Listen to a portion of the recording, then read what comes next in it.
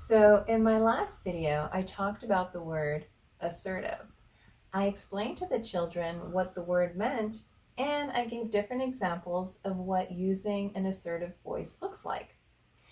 In this video, I want to talk about what the word assertive looks like when parenting.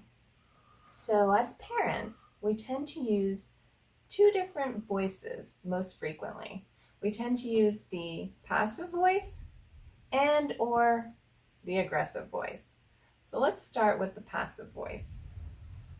The passive voice is actually very confusing to children because it offers a choice where there is no choice. So let me give you an example. If I say to Lily, "Lily, please clean up your room," or "Lily, clean up your room, okay?" It almost sounds like I'm giving Lily a choice where there is no choice. I want Lily to clean up her room. That's it, that's all. But when I present it to her in a passive way, it almost sounds like it's a question, which leads her to believe that it's a choice. The other way that we tend to talk to our children is by using an aggressive voice. So the aggressive voice scares children because it comes across as a threat or an attack. Do this or else. So an example of that would be, "Lily, clean your room or else. You don't want to know what's going to happen." Or, "Lily, clean your room or else you're going to bed." So it comes across as a threat.